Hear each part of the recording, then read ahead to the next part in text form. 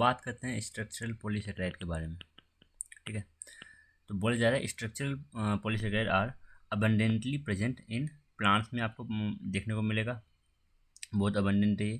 ठीक है ना, एनिमल्स में देखने को मिलेगा और माइक्रो ऑर्गेनिज्म में देखने को मिलेगा। ठीक है, composition of structural polysaccharide is very much similar to storage polysaccharide.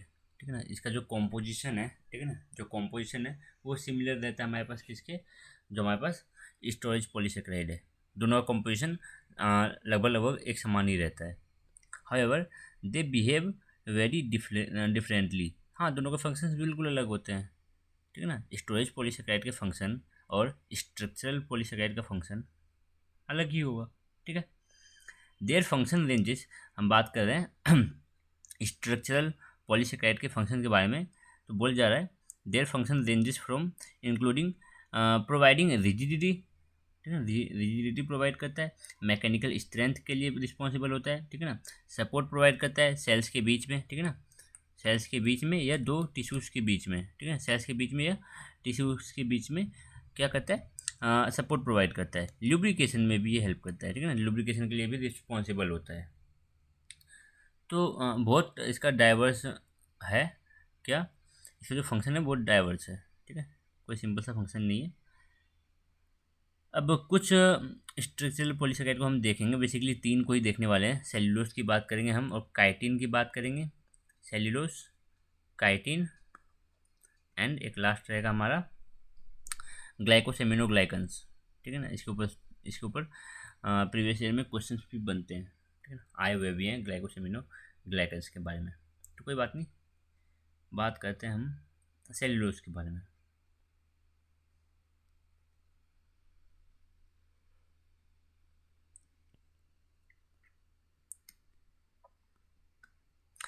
Cellulose is most abundant natural polysaccharide. ठीक है ना, ये नेचुरल पॉलीसेकेराइड है, वो ये बहुत अबंडेंट है।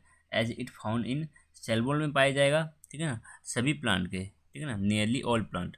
ठीक है ना, सभी प्लांट के सेल वॉल में पाया जाता है। ठीक है ना, बहुत अबंडेंट है ये। ठीक है, due to its tough fibrous nature it is one of the major component of woody part.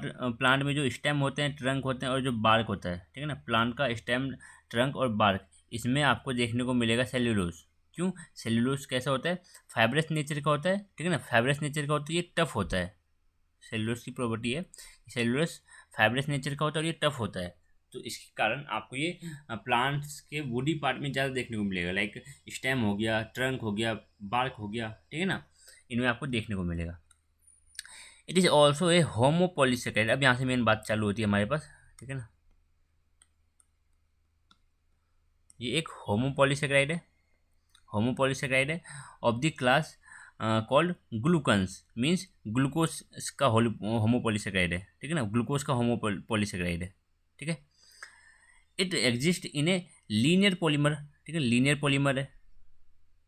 देखो चीज़ों को याद करते चलो, होमोपॉलीसेकेराइड है, ग्लूकोन्स मीन्स ग्लूकोज का पॉलीसेकेराइड है, ग्लूकोज का होमोपॉलीसेकेराइड है, मीन्स ग्लूकोज से मिलकर बना हुआ है। लीनियर पॉलीमर है। ठीक है, लीनियरली अरेंज है। ठीक है,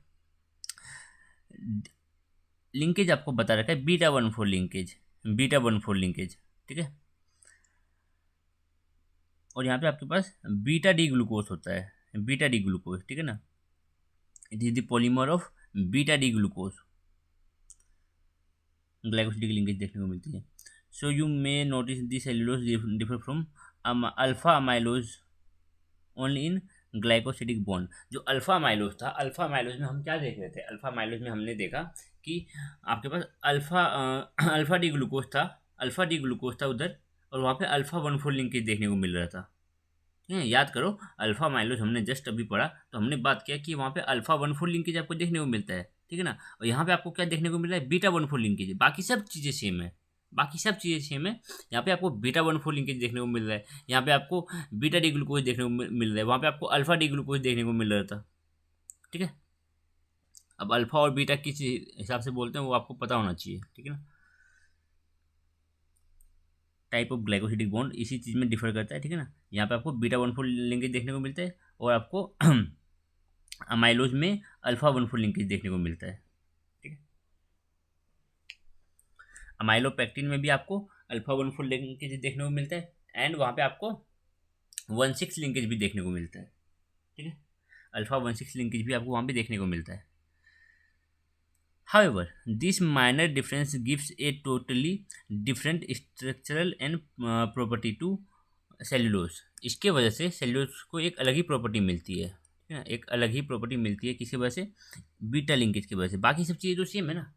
देखो सेल्यूलोज को कंपेयर करो अमाइलोज से, सेल्यूलोज को कंपेयर करो अमाइलोज से, तो सब चीज़ें सेम है, सब चीज़ें सेम है, बट डिफरेंस यही है कि यहाँ पे बीटा लिंकेज है, वहाँ पे अल्फा लिंकेज है। ठीक है ना, 1,4 लिंकेज उधर भी है इधर भी है, बट उधर है अल्फा लिंकेज, यहाँ पे बीटा लिंकेज। ठीक है, अगर दोनों, अगर ये भी अल्फा लिंकेज होता फिर तो सेम ही होता दोनों चीज़ें।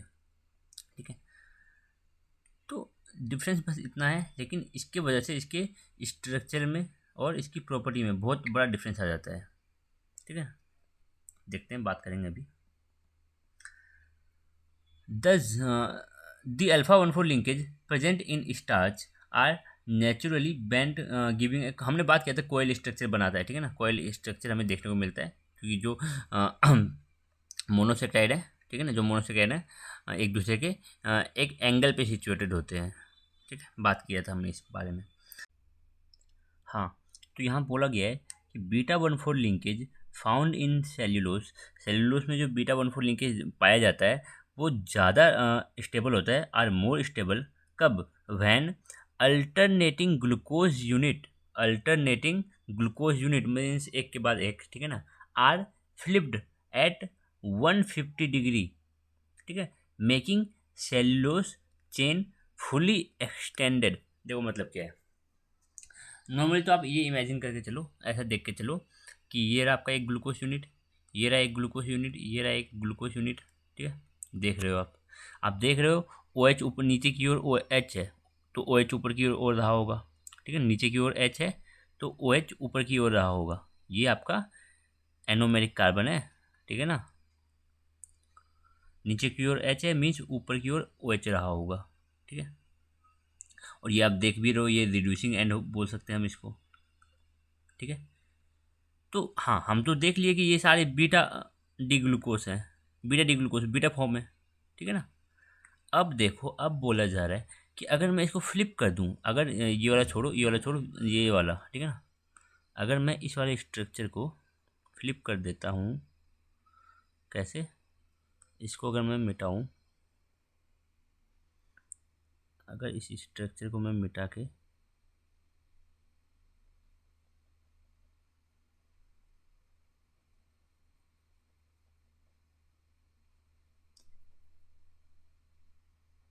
ये मैंने इसको मिटाया, अब मैं क्या करूँगा, जस्ट 180 डिग्री इसको फ्लिप कर दूँगा, मीन्स अब हमें मिलेगा, तो ओ ऊपर था ओ नीचे आ गया, फ्लिप कर दिया जस्ट मैंने इसको, चीज़ें क्या हो जाएंगी, नीचे आ जाएगा CH2OH, CH2OH, इधर आ जाएगा आपके पास H। ठीक है, ऊपर आ जाएगा आपके पास H, इधर हो जाएगा OH। ठीक है, इधर हो जाएगा ऊपर OH, ये हो गया H। ठीक है, ये नीचे की ओर हो जाएगा आपके पास हाइड्रोजन, यहाँ आपके पास हाइड्रोजन हो जाएगा, बाकी ये बॉन्ड को भी थोड़ा देर के लिए हटाओ। ठीक, थोड़ा सा इसको मिटाने दो।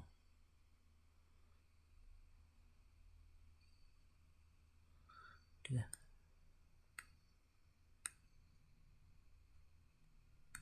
हाँ, तो ये रहा ऊपर की ओर, ऐसे यहाँ पे हो जाएगा आपके पास ऑक्सीजन, और ये ऐसे करके जुड़ेगा। ठीक, और यहाँ पे क्या होगा, यहाँ पे ऐसे, ये रहा ऑक्सीजन, ऐसे जुड़ेगा क्योंकि हाइड्रोजन ऊपर की ओर यहाँ पे।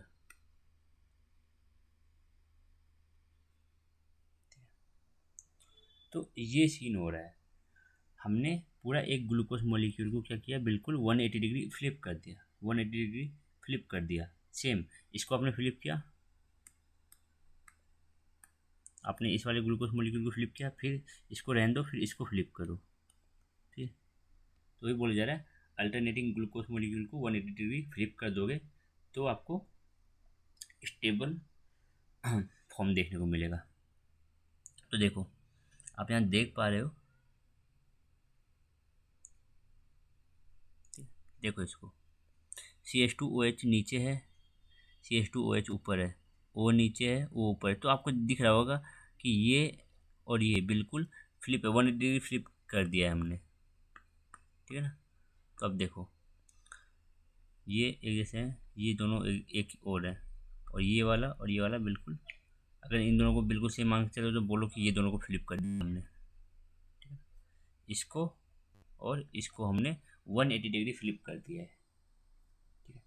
तो वही बोल रहा है कि आपके पास थोड़ा इसको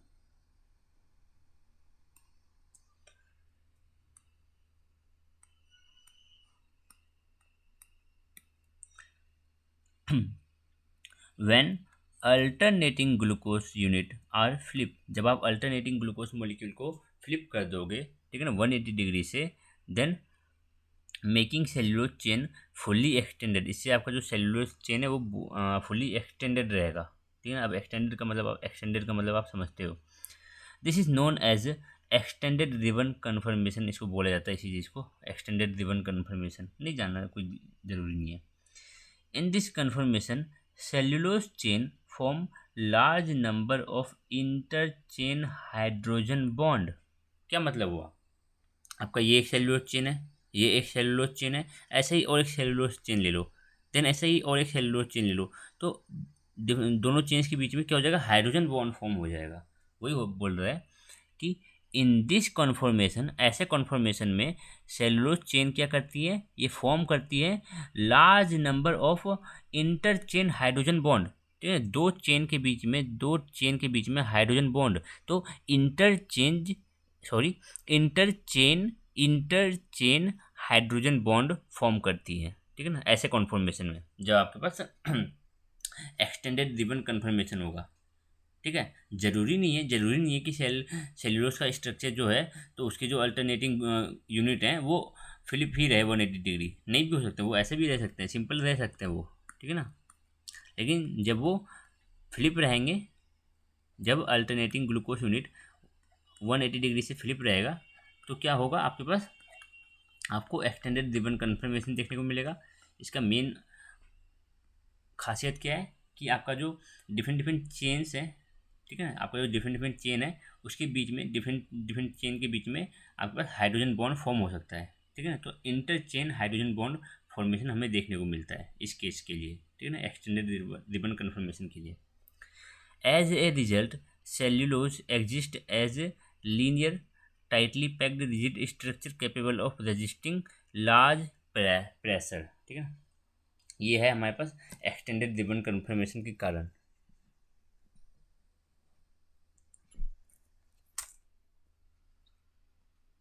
देखो cellulose is most abundant carbohydrate, बहुत ज़्यादा अबंडेंट है। हाउएवर जो आपके पास वर्टिब्रेट्स हैं वो इसको डाइजेस्ट नहीं कर पाते हैं, can not use it as food. Vertebrate इसको फूड के रूप में यूज़ नहीं कर सकते क्योंकि हमारे अंदर वो वाला एंजाइम होता ही नहीं है जो बीटा वन फोर लिंकेज को तोड़ पाए, ठीक है ना। हमारे शरीर में जो एंजाइम पाई जाती है वो बीटा वन फोर लिंकेज को नहीं ब्रेक कर पाती है।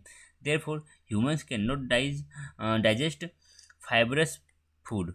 हम फाइबरस फूड को डाइजेस्ट नहीं कर पाते हैं, बट फाइबर फिर भी हमें खाने में चाहिए होता है। क्यों?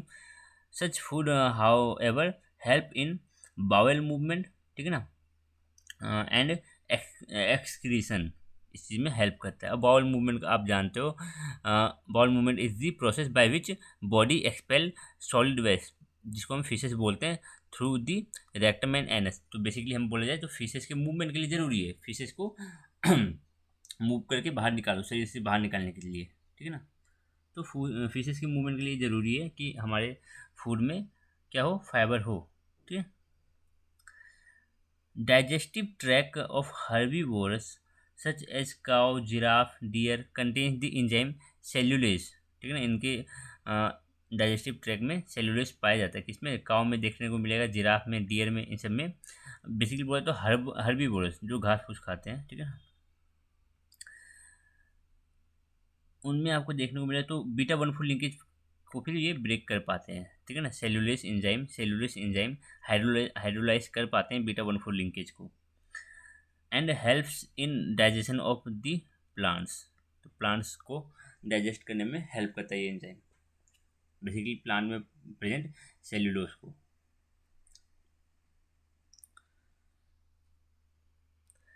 A comparison of starch, glycogen, and cellulose given shows the homopolymer of glucose when joined by alpha beta और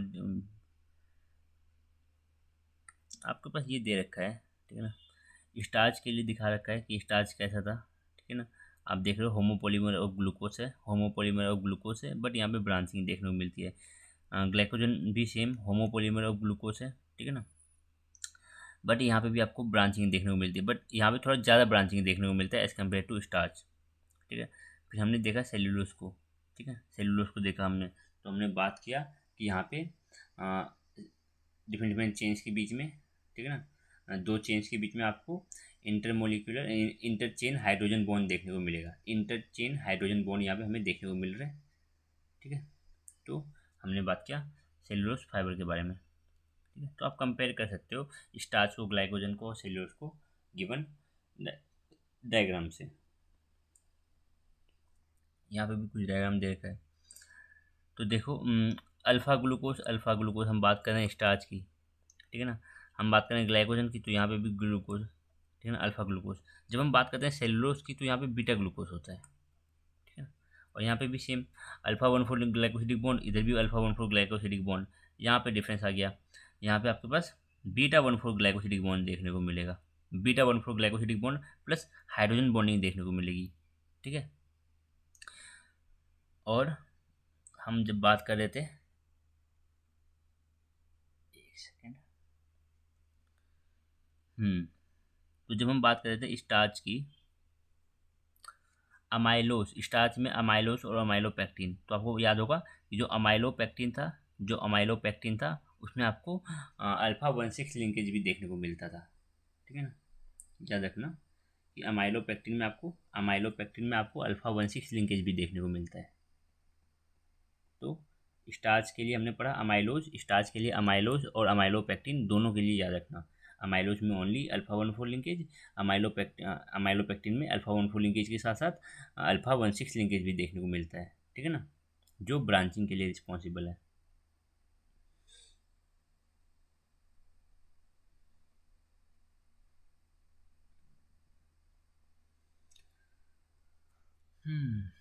बाकी ये सब चीज़ तो हमने बात कर रखी है। एनर्जी के लिए यूज़ होता है, स्टोरेज, एनर्जी को स्टोर करता है, ठीक है ना, प्लांट्स में होता है। ये एनिमल्स में एनर्जी के लिए यूज़ होता है, एनर्जी स्टोर के लिए, ठीक है ना। ये स्ट्रक्चरल सपोर्ट के लिए होता है प्लांट में होता है आपको ये एल्गी में भी देखने को मिलता है। चलो बात करते हैं काइटिन की, ठीक है। ऊपर की सारी चीज़ें आपकी क्लियर है, ठीक है। अच्छा, chitin after cellulose is probably the second most abundant polysaccharide, ठीक है ना। सबसे पहला जो पॉलीसेकेराइड है जो बहुत अबंडेंट है वो हमारा है क्या, सेल्यूलोज, ठीक है ना। दूसरा हमारे पास आ जाता है काइटिन। प्रोबेबली यूज़ किया जा रहा है कि हमने अभी तक जो हमारा बायोलॉजिकल वर्ल्ड है उसको हमने अच्छे से एक्सप्लोर नहीं किया है, ठीक है ना, हो सकता है कुछ और हो, ठीक है, इसलिए हम बोल रहे हैं। अभी तक हम जितना जानते हैं तो प्रोबेबली हम यूज़ कर रहे हैं कि काइटिन जो है वो सेकेंड मोस्ट अबंडेंट पॉलीसेकेराइड है नेचर में। It is homopolysaccharide of N acetyl beta D glucosamine, ठीक है ना। It is homopolysaccharide of N acetyl beta D glucosamine, ठीक है, लिंक्ड बाय बीटा 1,4 लिंकेज। यहाँ पे भी आपको बीटा 1,4 लिंकेज देखने को मिलेगा, सेम एज सेल्यूलोज में भी हमें बीटा 1,4 लिंकेज देखने को मिलता है, काइटिन में भी हमें बीटा 1,4 लिंकेज देखने को मिलता है, ठीक है ना। एक दूसरे से रिलेट करके चीज़ों को याद करो, ठीक है। Chitin form hard exoskeleton of arthropod and mollusc. Arthropoda और मोलस्का का जो एक्सोस्केलेटन है वो काइटिन से बना होता है, ठीक है ना। लाइक इंसेक्ट हो गया, क्रैब्स हो गया, as well as cell wall constituent of most fungi की सेल वॉल भी क्या होती है, काइटिन से बनी होती है, एंड एल्गी, ठीक है। In many of these exoskeleton chitin provide matrix for mineralisation, ठीक है ना, मिनरल्स का आके डिपॉजिट होना काइटिन के मैट्रिक्स से, ठीक है ना, काइटिन मैट्रिक्स प्रोवाइड करता है जिससे मिनरल्स आके डिपॉजिट होते हैं, ठीक है ना, और एक्सोस्केलेटन बनता है। ऐसा हमें वर्टिब्रेट्स में भी देखने को मिलता है। The same kind of analogy is seen in vertebrates, जहाँ पे bones vertebrates bones where collagen collagen यहाँ पे मैट्रिक्स के तौर पे काम करता है, ठीक है ना, कोलेजन एक्ट करता है मैट्रिक्स के तरह, ठीक है। और यहाँ पे क्या होता है, मिनरल्स का डिपोजिशन होता है और बोन्स बनते हैं, ठीक है ना। तो यहाँ पे हमारे जो वर्टिब्रेट्स है वहाँ पे कोलेजन मैट्रिक्स के रूप में एक बिहेव करता है, ठीक है ना, कोलेजन मैट्रिक्स फॉर्म करता है जहाँ पे आके सारे मिनरल्स आके डिपॉजिट होते हैं और बोन का फॉर्मेशन होता है। सेम अगर हम बोलें कि काइटिन मैट्रिक्स फॉर्म कर रहा है, काइटिन मैट्रिक्स फॉर्म कर रहा है और वहाँ से क्या हो रहा है, मिनरल्स आके डिपॉजिट हो रहे हैं और वो एक्सोस्केलेटन फॉर्म करते हैं, किसका, आर्थ्रोपोड्स और मोलस्का का, आर्थ्रोपोडा और मोलस्का का, ठीक है। तो इसके बारे में तो ज़्यादा जानना नहीं है हमें, बस इतना कि लिंकेज बीटा 1,4 लिंकेज होता है, बीटा 1,4 लिंकेज होता है, ठीक है ना। और इसके जो कॉन्स्टिट्यूएंट यूनिट हैं वो है N acetyl beta D glucosamine.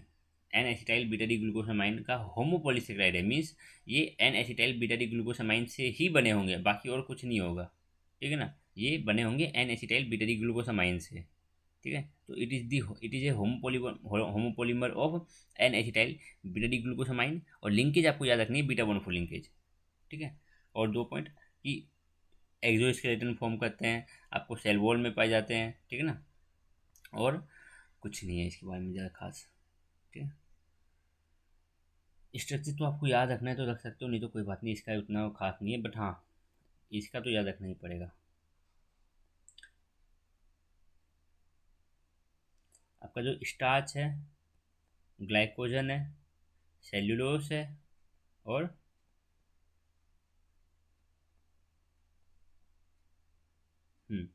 तो यहाँ आपको इतने याद रखने पड़ेंगे, क्यों, ये सारे ग्लूकोज से मिलकर बने हैं और ग्लूकोज का स्ट्रक्चर हमें पता है। अगर ग्लूकोज का स्ट्रक्चर पता है तो आपको बस लिंकेज के लिए देखना पड़ेगा, लिंक कैसे करना है 2 ग्लूकोज यूनिट को, ठीक है ना। तो ये आप आराम से कर लोगे।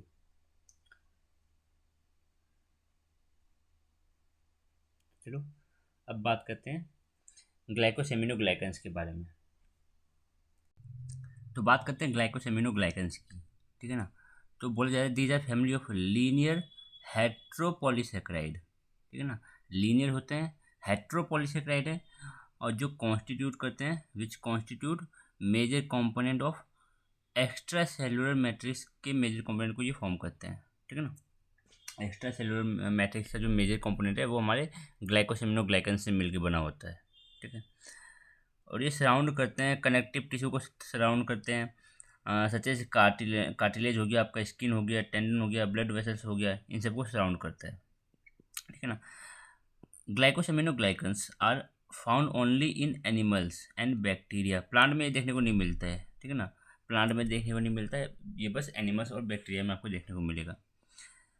दीज अनब्रांच पॉलीसेकेराइड आर देखो पहली बात तो यहाँ पे और एक इन्फॉर्मेशन कि अनब्रांच होते हैं, लीनियर है तो बेसिकली अनब्रांचिंग ही होगा, ठीक है।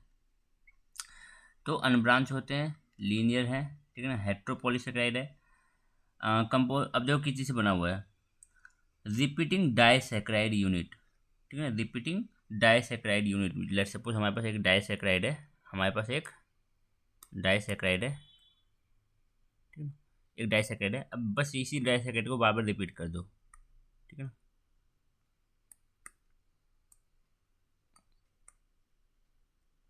अरे कौन सा कलर था ये,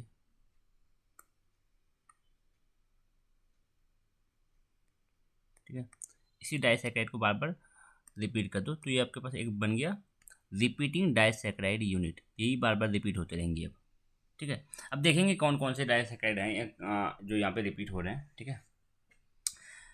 one of the sugar in the repeating disaccharide is amino sugar, ठीक है ना। जो डाइसेकेराइड है आपके पास, ये डाइसेकेराइड है, उनमें से एक शुगर तो अमीनो शुगर होगा, ठीक है ना, जो हो सकता है ये एन एसिटाइल ग्लूकोसामाइन, ये तो एन एसिटाइल गैलेक्टोसामाइन। जो अब हमारे पास एक डाइसेकेराइड है, हमारे पास जो ये डाइसेकेराइड है, ठीक है ना, हमारे पास ये जो डाइसेकेराइड है तो उनमें से जो एक कंपोनेंट है डाइसैकेराइड का, ये वाला शुगर, ये हो सकता है आपके पास एन एसिटाइल ग्लूकोसामाइन, ये तो एन एसिटाइल गैलेक्टोसामाइन,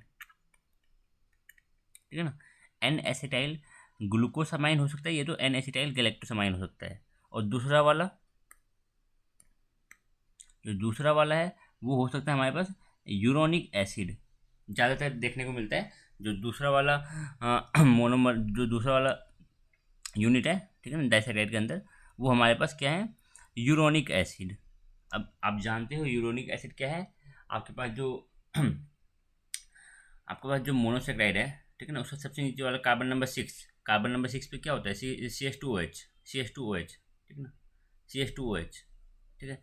तो वहाँ पे हमें क्या कर देना है, CH2OH क्या क्या कर देना है, प्राइमरी हाइड्रोक्सिल को हमें बेसिकली क्या करना होता है, प्राइमरी हाइड्रोक्सिल को आप कार्बोक्सिलिक ग्रुप में कन्वर्ट कर दो, ठीक है ना। जो प्राइमरी हाइड्रोक्सिल है उसको कार्बोक्सिलिक ग्रुप में कन्वर्ट कर दो। Uronic acid are aldose derivative in which CHO is oxidise to COOH। नहीं, ऐसा नहीं होता। लेट्स सपोज हमारे पास कुछ है, 1 कार्बन, 2 कार्बन, 3 कार्बन, 4, 5, ये छठा कार्बन, अरे छठा कार्बन, ये 7वां कार्बन। तो जो लास्ट कार्बन होता है उसमें क्या होता है, CH2OH, ऊपर CHO होता है, ठीक है ना, एल्डोज शुगर लेके चलो। तो ये जो लास्ट वाला CH2OH है, ये जो प्राइमरी हाइड्रोक्सिल ग्रुप है, इसको हम प्राइमरी हाइड्रोक्सिल ग्रुप बोलते हैं। इसको हमें क्या कर देना है, ऑक्सीडाइज कर देना है, और उसको क्या फॉर्म कर देना है, यहाँ पे हमारे पास सी कार्बोक्सिलिक एसिड देखने को मिलेगा, COOH, ठीक है ना। ये होता है आपके पास क्या, यूरोनिक एसिड, ये होता है आपके पास यूरोनिक एसिड। लेकिन जब आप जो CHO है, ऊपर का CHO है, ठीक है ना, CHO है, इसको ऑक्सीडाइज करके अगर कार्बोक्सिलिक में कन्वर्ट करोगे तो ये आपके पास एल्डोनिक एसिड बनता है, ठीक है ना, एल्डोनिक एसिड।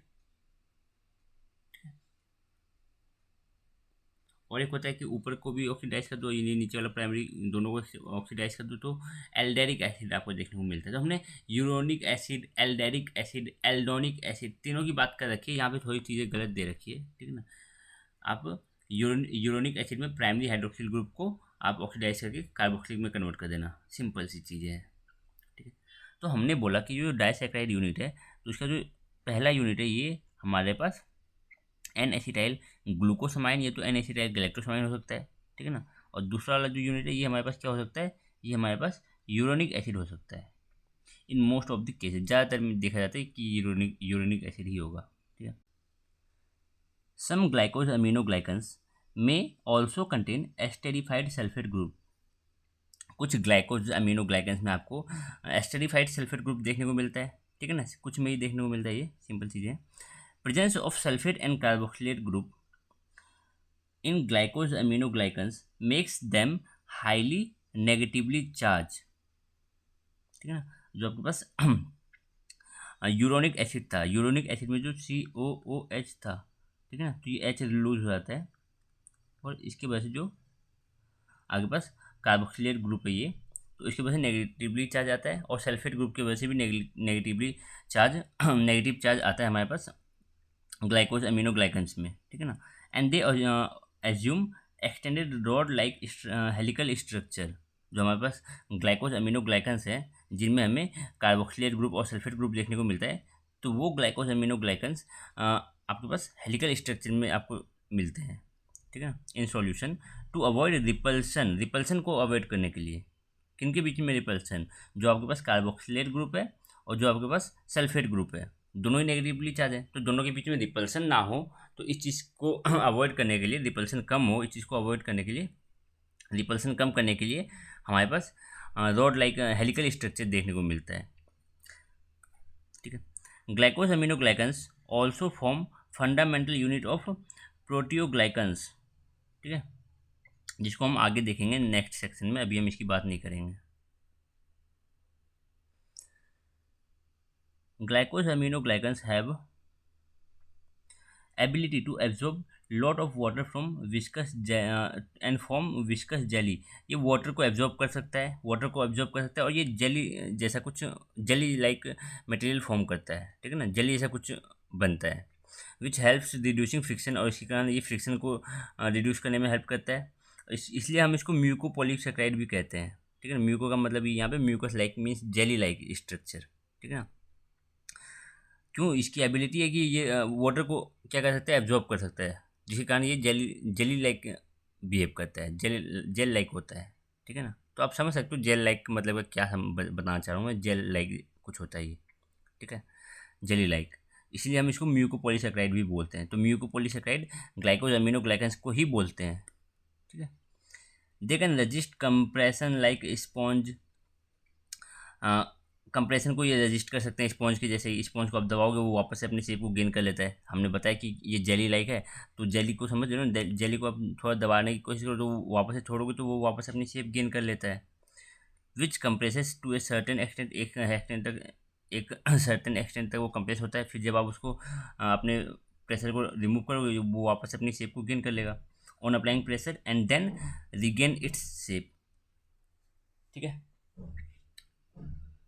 तो बस यही इसका यही कारण है कि ये वाटर को एब्जॉर्ब कर सकता है, जिसके कारण ये विस्कस जेली लाइक बिहेव करता है, जो फ्रिक्शन को रिड्यूस करने में हेल्प करता है। ठीक है ना, कंप्रेशन को रजिस्ट कर सकता है।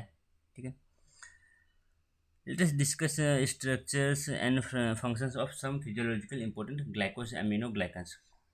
कुछ हमारे पास एग्जांपल्स दे रखे हैं ग्लाइकोज अमीनो ग्लाइकन्स के, जो हमें देखने हैं। पहला है हमारे पास हाइल्यूरोनिक एसिड, ये एक ग्लाइकोज अमीनो ग्लाइकन्स है। ठीक है, देन दूसरा है हमारे पास हिपैरिन, ये भी एक ग्लाइकोज अमीनो ग्लाइकन्स है। Then chondroitin sulphates. ठीक है, then keratan sulphate, then dermatan sulphate. ठीक है, ये हमारे पास 5 ग्लाइकोज अमीनो ग्लाइकन्स के बारे में हमें पढ़ना है। ठीक है, तो आज देखो, जो हाइल्यूरोनिक एसिड है, आपने इसका नाम तो बेसिकली सुना ही होगा, ये क्रीम वीरीम में भी आता है, सॉफ्ट मॉइस्चराइजिंग क्रीम में आता है ये शायद से। ठीक है, it consist of as many as 50,000 disaccharide unit. ठीक है ना, तो आप बोल सकते हो ये 1 लाख मोनोसेकेराइड से बने होंगे। 1 लाख मोनोसेकेराइड से 50,000 डाइसैकेराइड है, 50,000 डाइसैकेराइड है। ठीक है ना, तो 1 लाख मोनोसेकेराइड होंगे। तो 50,000 डाइसैकेराइड यूनिट से बने हैं। और डाइसैकेराइड यहाँ पे कौन है, यहाँ पे डाइसैकेराइड कौन है, यहाँ पे जो आपका डाइसैकेराइड है वो है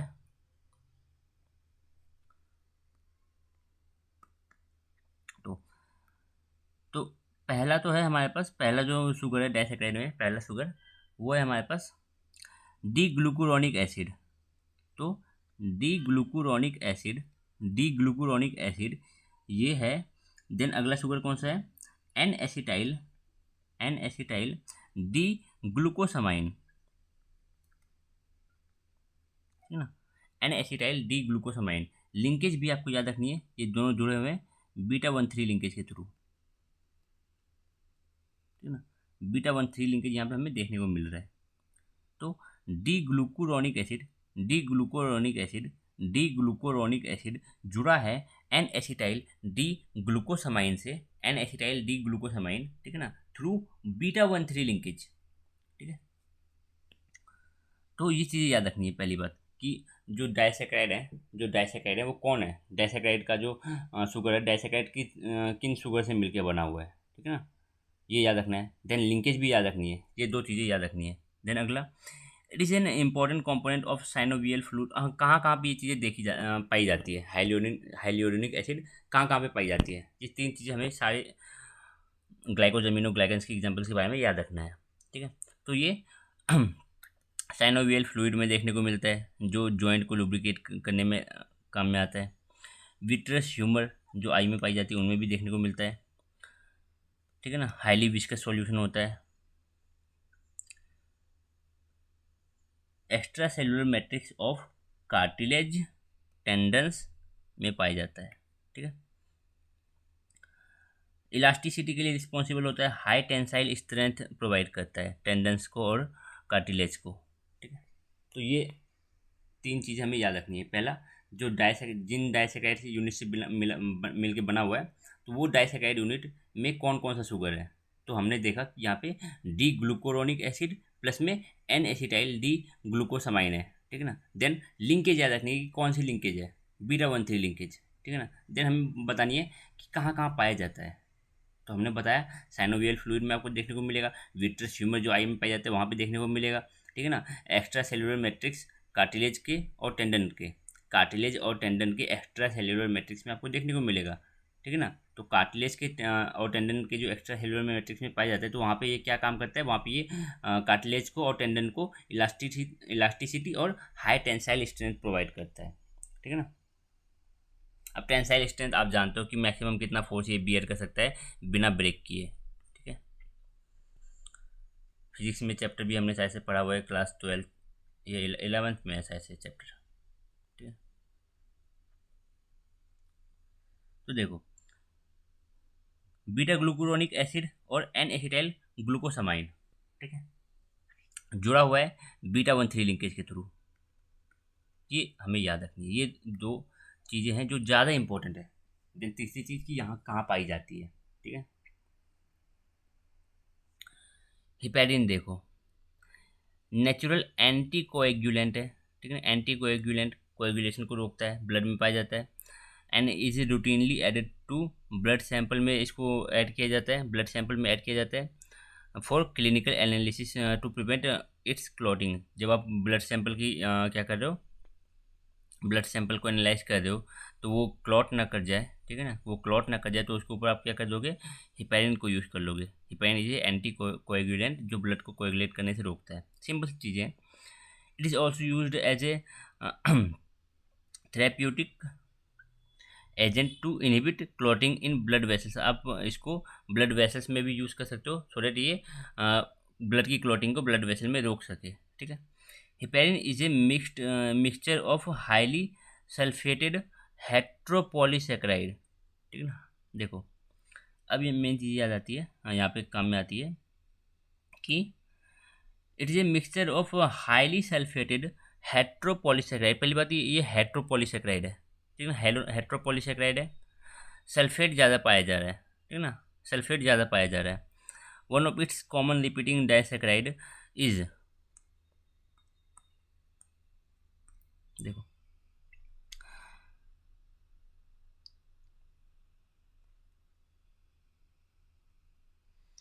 एल आइड्यूरोनेट 2 सल्फेट, ठीक है ना, और N sulpho D glucosamine 6 sulphate. जरूरी नहीं है कि हमेशा यही दोनों हो, क्यों, हमने बोला ना हेट्रोपॉलीसेकेराइड है, हेट्रोपॉलीसेकेराइड है, हेट्रोपॉलीसेकेराइड है, ठीक है ना, हेट्रोपॉलीसेकेराइड है। तो देखो, तो पहला जो है हमारे पास क्या, एल आइडूरोनेट 2 सल्फेट। तो यहाँ से तो समझ में आ रहा है कि 2 नंबर सेकेंड पोजीशन पे सल्फेट ग्रुप ऐड है, यहाँ पे दिख रहा है कि 6 पोजीशन पे सल्फेट ग्रुप ऐड है, ठीक है ना। अब देखो यहाँ पे कुछ चीज़ दी गई है, जो आइड्यूरोनिक एसिड होता है, ठीक है ना, iduronic acid is C5 epimer of glucuronic acid, ठीक है ना। ग्लूकुरोनिक एसिड देखो आपको दिखाता हूँ, जो समझो बात को, ये आपके पास ग्लूकुरोनिक एसिड है, ये आपके पास ग्लूकुरोनिक एसिड है ये, ठीक है ना। कार्बन नंबर 5 पे देखो, कार्बन नंबर 1 2 3 4 5, कार्बन नंबर 5 पे देखो, दोनों का कार्बन नंबर 5 देखो, क्या दिख रहा है कि यहाँ पे COH का पोजीशन ऊपर की ओर है और H नीचे है, इधर H ऊपर है बाकी COH नीचे है, बाकी कोई डिफरेंस दिख रहा है। आइड्यूरोनिक एसिड और ग्लूकुरोनिक एसिड, इन दोनों में बाकी कुछ आपको फर्क दिखाई दे रहा है क्या, नहीं। तो दोनों डाइस्टीरियोमर है एक दूसरे के, ठीक है ना, और एडियोमर जो सिर्फ एक ही पोजीशन पे, जिसका सिर्फ एक ही कायल कार्बन पे आपको, एक सेकेंड, ठीक है, देखो the diastereomer with an absolute difference at only one chiral centre, सिर्फ एक ही कायल सेंटर पे आपको डिफरेंस दिख रहा है पोजीशन ऑफ ग्रुप का, ठीक है ना, बाकी सब सेम है, सिर्फ एक कायल carbon, carbon number 5, carbon number 5 जो कायल कार्बन है, तो इसी कायल कार्बन पे आपको ग्रुप्स की पोजीशन का डिफरेंस दिखने को मिल रहा है, बाकी कहीं नहीं, ठीक है ना। तो इसी ऐसे डायस्टीरियोमर जो सिर्फ एक ही पोजीशन में अंतर देखने को मिलता है, ठीक है ना। ऐसे ऐसे डायस्टीरियोमर को हम इपीमर बोलते हैं। तो जो आइड्यूरोनिक एसिड है वो इपीमर है ग्लूकुरोनिक एसिड का, तो वही यहाँ पे बोला गया है, सिंपल सी, ठीक है ना। आइड्यूरोनेट क्यों लिखा गया है? क्योंकि यहाँ आयंस के फॉर्म में लिया गया है। देखो आयंस के फॉर्म में COO माइनस, COO माइनस, यहाँ पे H लगा दो तो आइड्यूरोनिक एसिड हो जाएगा, ठीक है ना। तो एल फॉर्म है ये, ठीक है। 2 नंबर पे देखो, यहाँ पे 2 नंबर पे देखो, कार्बन नंबर 2 पे देखो सल्फेट एडेड है, ठीक है ना। तो इसलिए हम बोल रहे हैं एल आइड्यूरोनेट 2 सल्फेट, ठीक है। अब ग्लूकोसामाइन को देखो, हमारे पास पता है क्या है, एन सल्फो, एन यहाँ पे सल्फेट ग्रुप जोड़ा गया है नाइट्रोजन एटम के थ्रू, ठीक है ना। जो आपके पास अमीनो ग्रुप है, अमीनो ग्रुप से आपके पास यहाँ पे सल्फेट ग्रुप एडेड है, अमीनो ग्रुप से सल्फेट ग्रुप कनेक्टेड है। और 6 पोजीशन पे भी यहाँ पे देखो, ये कार्बन नंबर 6, कार्बन नंबर 6 पे देखो, यहाँ पे भी सल्फेट है। तो बोला जा रहा है कि जो अमीनो ग्रुप है वहाँ पे सल्फेट आपको देखने को मिल रहा है, दिख गया। देन कार्बन नंबर 6 पे सल्फेट देखने को मिल रहा है, तो इसलिए हम बोल रहे हैं N sulpho D glucosamine 6 sulphate, ठीक है ना। तो इन दोनों का ये डाइमर है, ठीक है ना, इन दोनों का डाइसैकाराइड है। इस शोन इन फिगर 7.7 हमने देख लिया। Heparin like other glycosaminoglycans is not present extracellularly, ठीक है ना। हिपैरिन जैसे बाकी के जो ग्लाइकोस अमीनो ग्लाइकन्स है, मतलब बोल रहा है कि ग्लाइकोस अमीनो ग्लाइकन्स जो हिपैरिन लाइक है, हिपैरिन जैसे हैं, हिपैरिन नहीं है, हिपैरिन के जैसे ग्लाइकोस अमीनो ग्लाइकन्स प्रेजेंट नहीं होता है एक्स्ट्रा सेलुलरली, सेल के बाहर नहीं होते हैं, ठीक है ना। ये सेल के अंदर पाए जाते हैं। फाउंड इन मास्ट सेल में देखने को मिलेगा, मास्ट सेल में देखने को मिलेगा। और वो मास्ट सेल जो आर्टीरियल वॉल्स के पास, स्पेशली लंग्स में, लिवर्स में और स्किन्स में आपको देखने को मिलता है, ठीक है ना। मास्ट सेल जो लंग्स, लिवर, स्किन, ठीक है ना, यहाँ देखने को मिलता है, ठीक है। अब मास्ट सेल जानते हो ना, कभी मास्ट सेल नहीं सुना, ठीक है। तो मास्ट सेल जो हमारे पास लंग में, लिवर में, स्किन में देखने को मिलता है, तो वहाँ पे मास्ट सेल के अंदर आपको देखने को मिलेगा glycosaminoglycans, heparin like glycosaminoglycans. ये सेल के बाहर नहीं पाए जाते, एक्स्ट्रा सेलुलर मैट्रिक्स में नहीं पाए जाएंगे, ठीक है ना। जो ग्लाइकोस अमीनो ग्लाइकन्स है हेपेरिन जैसे, वो एक्स्ट्रा सेलुलर मीन्स सेल के बाहर नहीं पाए जाते हैं, सेल के अंदर होते हैं। कौन से सेल के अंदर? मास्ट सेल के अंदर। इम्यून सेल है हमारे पास एक मास्ट सेल, ठीक है ना। तो मास्ट सेल जो स्पेसिफिकली लंग्स में, लिवर में और स्किन में ज़्यादा पाए जाते हैं, ठीक है ना। तो वहाँ पे उन मास्ट सेल में आपको देखने को मिलेगा ग्लाइकोस अमीनो ग्लाइकन्स जो हिपैरिन जैसे है, ठीक है। Heparin has the highest negative charge density. Heparin जो है उसके पास नेगेटिव चार्ज डेंसिटी, सबसे ज़्यादा नेगेटिव चार्ज डेंसिटी, क्यों? सल्फेशन की वजह से, ठीक है ना, ज़्यादा सल्फेट ग्रुप इधर जुड़ा होता है। मैंने पहले भी बात किया था, हाईली सल्फेटेड जो हिपैरिन है वो हाईली सल्फेटेड है।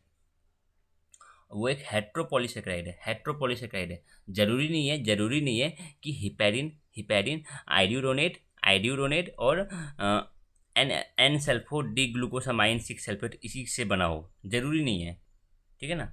ये तो हमने बता दिया कि हाँ कॉमनली ये देखा जाता है, ठीक है।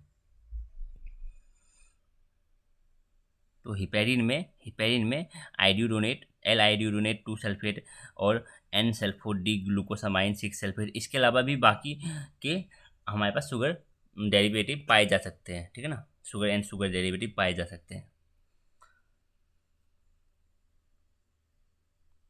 बस सिंपल सी बातें हैं और इसमें कुछ खास है नहीं। बात करते हैं कॉन्ड्रोइटिन के बारे में। Chondroitin sulphate, these are two members in this category, chondroitin 4 sulfate, ठीक है ना, chondroitin 4 sulfate which is a polymer of disaccharide, that is D-glucuronic acid beta 1,3 linkage के साथ जुड़े हुए हैं N acetyl D galactosamine 4 sulphate के साथ, ठीक है ना। अनदर इज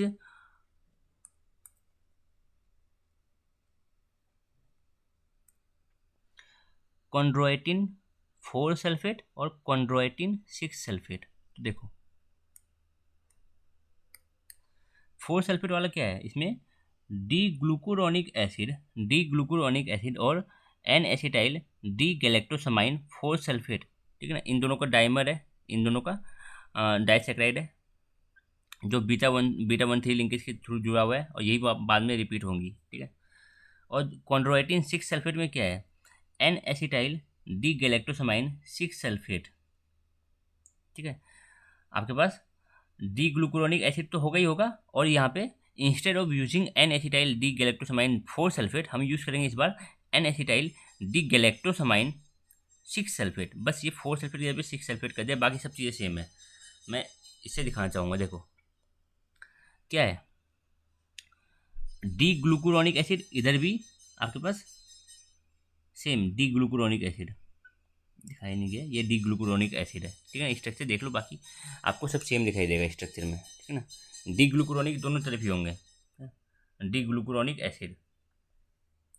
और दूसरा होगा हमारे पास एन एसिटाइल गैलेक्टोसमाइन 4 सल्फेट, यहाँ पे होगा एन एसिटाइल गैलेक्टोसमाइन 6 सल्फेट, ठीक है।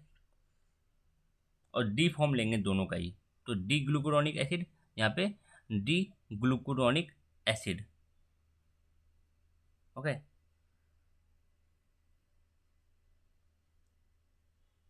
बस आपको ये चेंज कर देना है, ये वाला चीज़ चेंज कर देना है। यहाँ पे आप देख सकते हो कि पोजीशन नंबर 4 पे आपको सल्फेट ग्रुप दिख रहा है, कार्बन नंबर 4 पे आपको सल्फेट ग्रुप दिख रहा है, ठीक है ना। और यहाँ पे हमें कार्बन नंबर 6 पे, कहाँ गया, ये रहा, कार्बन नंबर 6 है, कार्बन नंबर 6 पे सल्फेट ग्रुप दिख रहा है, बाकी सब चीज़ें सेम है हमारे पास। ये तो स्ट्रक्चर कोई नहीं पूछेगा, हाँ बस नाम याद होना चाहिए कि किस रिपीटिंग यूनिट से ये बना हुआ है, ठीक है ना। तो कॉन्ड्रोइटिन 4 सल्फेट बना हुआ है हमारे पास, डी ग्लूकुरोनिक एसिड और N acetyl D galactosamine 4 sulphate से, और यहाँ पे लिंकेज हमें बीटा 1,3 लिंकेज देखने को मिलता है। देन कॉन्ड्रोइटिन 6 सल्फेट हमारे पास देखने को मिलता है कि डी ग्लूकुरोनिक एसिड ये कनेक्टेड हैं N acetyl D galactosamine 6 sulphate through beta 1,3 linkage. In place of N acetyl D galactosamine 4 sulphate हम इसको यूज़ करेंगे। बोथ प्रोवाइड टेंसाइल स्ट्रेंथ, दोनों ही टेंसाइल स्ट्रेंथ प्रोवाइड करते हैं कार्टिलेज को, टेंडन को, लिगामेंट को, ठीक है ना, एंड वॉल ऑफ एरोटा को। Recently these are being recommended as dietary supplement के तौर पे इसको दिया जाता है ऑस्टियो आर्थराइटिस पेशेंट को, ठीक है ना, जिनको अपने लिगामेंट से रिलेटेड प्रॉब्लम है, बेसिकली ये डिसऑर्डर है लिगामेंट कार्टिलेज से रिलेटेड, ठीक है ना। कार्टिलेज इसमें ज़्यादा अफेक्ट हो जाता है इस डिसऑर्डर में, तो ऐसे पेशेंट को डाइटरी सप्लीमेंट के लिए रिकमेंड किया जाता है कि कॉन्ड्रोइटिन सल्फेट आप यूज़ करो।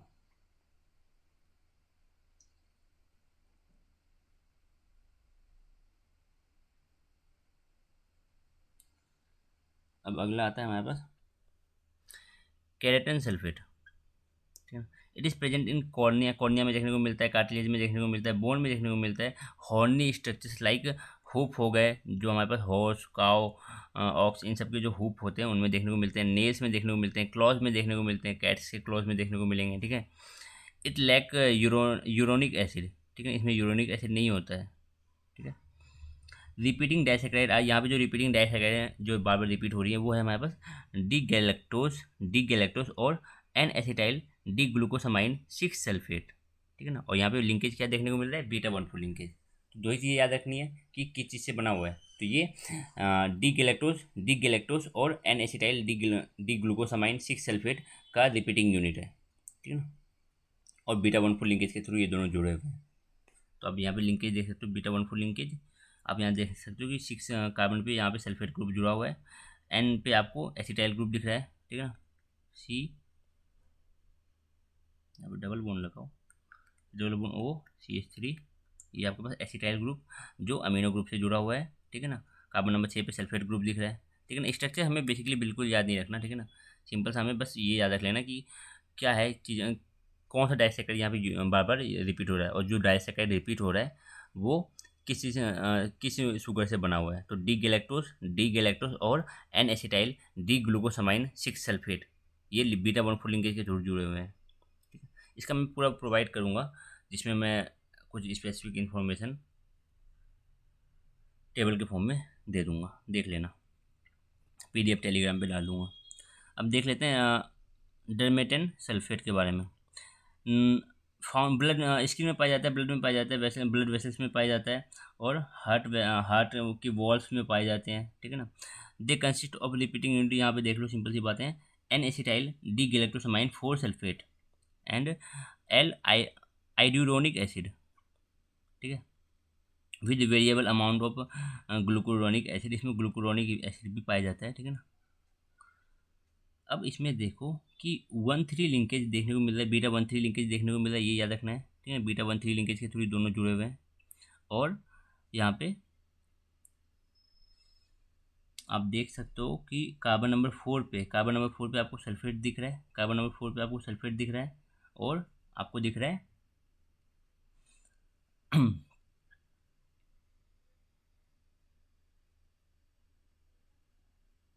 यहाँ पे एसिटाइल ग्रुप दिख रहा है आपको, नाइट्रोजन के थ्रू जुड़ा हुआ। तो एन एसिटाइल हमने देखा, और डी गैलेक्टोसामाइन 4 पे हमने सल्फेट देखा। ठीक है ना। और क्या हमारे पास एल आइड्यूरोनिक एसिड, ये तो हम देख ही रहे हैं। ठीक है, तो आइड्यूरोनिक में सी ओ माइनस बस नीचे की ओर होता है, एच ऊपर की ओर होता है। जस्ट अभी पहले बात किया था हमने इसके बारे में। ठीक है, चलो आज के लेक्चर में हम इतना ही बात करेंगे। ये कुछ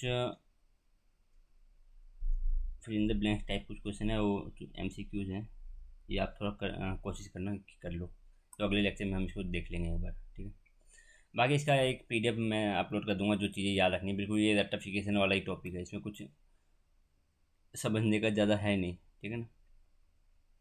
इस पोर्शन का मैं PDF अपलोड कर दूंगा, आप ज़रूर से ज़रूर उसको देख लेना एक बार।